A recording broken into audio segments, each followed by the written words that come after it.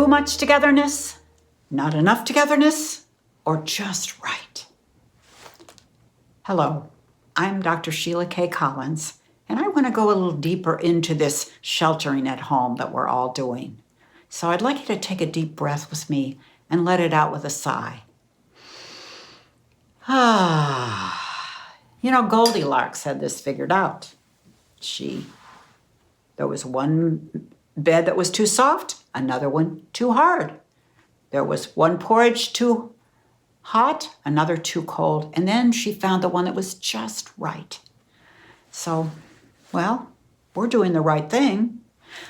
We're staying home, we're washing our hands all the time, and we're making sure we don't touch our faces too often, and when we go outside, we wear our masks. So we're doing the right things, but it doesn't feel right.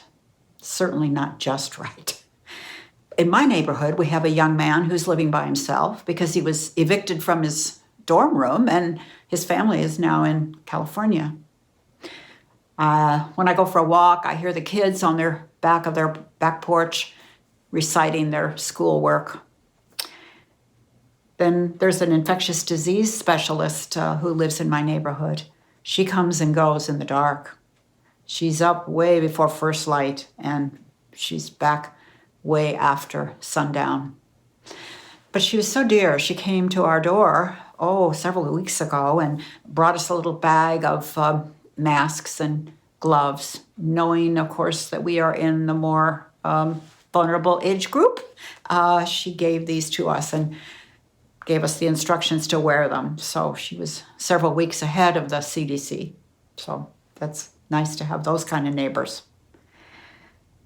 So the problem, I think, for many of us is that our homes aren't really designed for doing all these things that we're doing. I mean, going to school, online, do we have a place for that?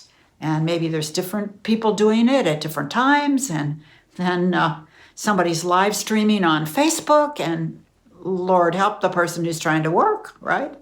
And the scheduling. People tell me the scheduling is really tricky sometimes. When I realized that we were going to be doing this sheltering at home for an extended period, it made me, the alarm bells went off. Not only have I worked with a lot of families as a family therapist, but I'm from a family that was pretty dysfunctional. I remember when I left home, I left, of course, to seek my fortune, but I think I also left to avoid the screaming matches that we would get into at our family for almost no reason. When I visited, I loved that, of course. When you come home, everybody's glad to see everybody, and you get to check up on Dad's garden and see Mom's new drapes, and it's wonderful. But after a little while, it seems the family system that was created before we were born kicks in, and it would create us all into the image of our most dysfunctional selves. And so we need to separate.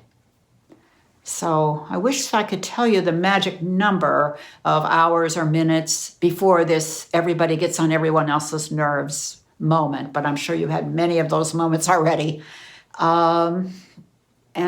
We began with taking a deep breath, and as simple as that sounds, it's not always easy to remember it. So in the moment when it feels like you're on your own last nerve, you can take that deep breath.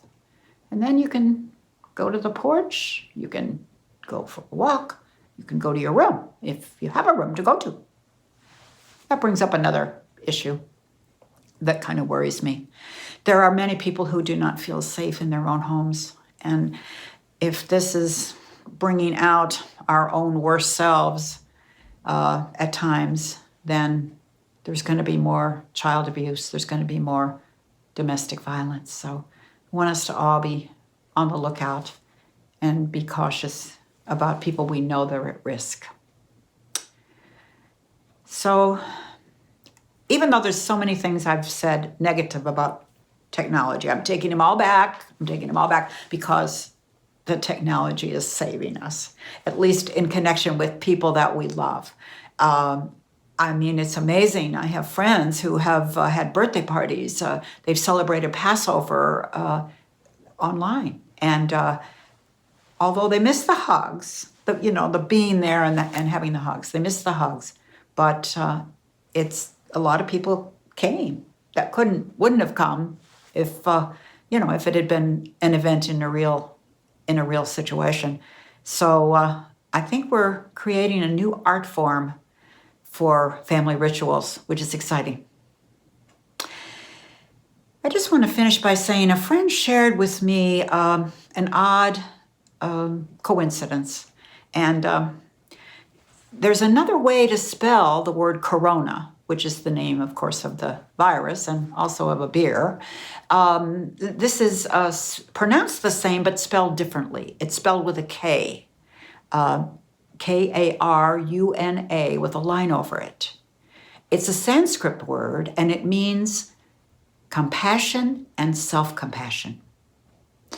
So if we can get that, if we can adopt that, compassion and self-compassion, if that can go viral, we're going to have exactly the right thing that we need to get us through this.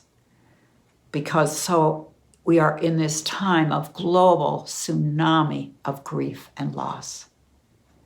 So the corona of compassion and self-compassion. Let's take a deep breath on that. Yes. Stay safe till I see you again.